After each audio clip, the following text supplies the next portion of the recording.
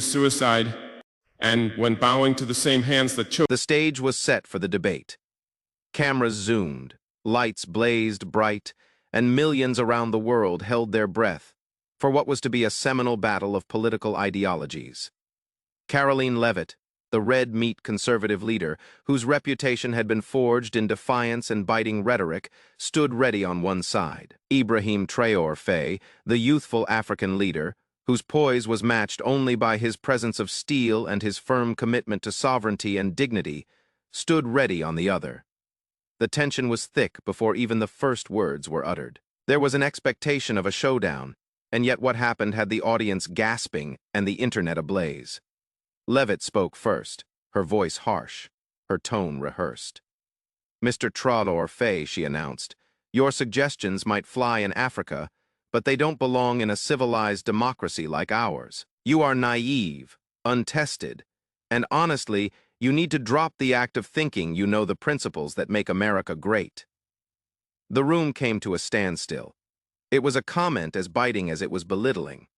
Leavitt was going on offense, trying to pin down Traoré with arrogance and ridicule. But Ibrahim didn't blink. He didn't flinch instead.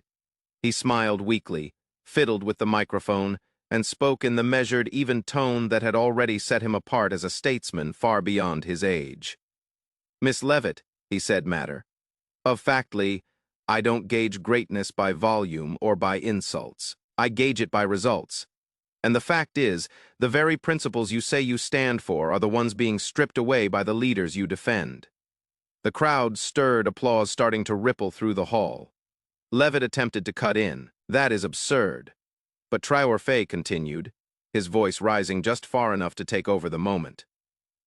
"You call me naïf," he went on, "but I have guided a nation through challenges with honor. You call me untested. Yet I am here today because my people placed their faith in me to protect their sovereignty against the most powerful forces on earth. What have you protected? Sound bites on the news, party positions, empty rhetoric meant to tear us apart, not build us up?" The applause swelled. Some of the audience members were standing. Leavitt's expression clenched. She was not accustomed to losing command of the stage. Nevertheless, she pushed on. "Your leadership style is unrealistic.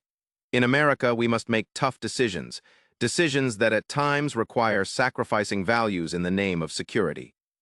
That was her error. Traoré leaned forward, his eyes locked on hers, and delivered the line that would replay endlessly on social media. "Compromising values for security is not leadership. Miss Leavitt, it is surrender. And if America has reached the point where it must betray its founding ideals to feel safe, then perhaps it is not me who misunderstands democracy. Perhaps it is you."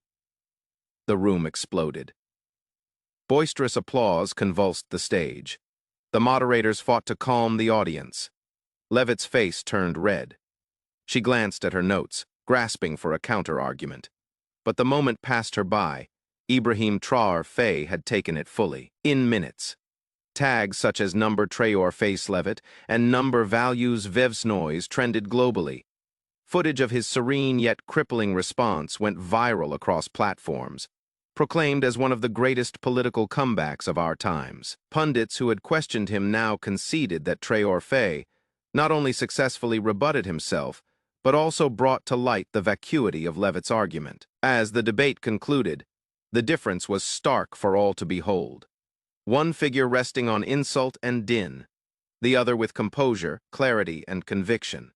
Leavitt had arrived to dismantle, but her own case came crashing down almost immediately, and Ibrahim Traoré departed the stage, not only as a debater, but as a leader whose voice would resonate far beyond the moment the lights went out. If you thought Ibrahim Traoré's calm destruction of Karoline Leavitt's argument was powerful, just wait until you see what happened after the debate. The story didn't end on that stage. It only began. Make sure you subscribe to Beyond Truth and turn on notifications, because we're uncovering every shocking detail that the cameras didn't show. Trust me, you won't want to miss it.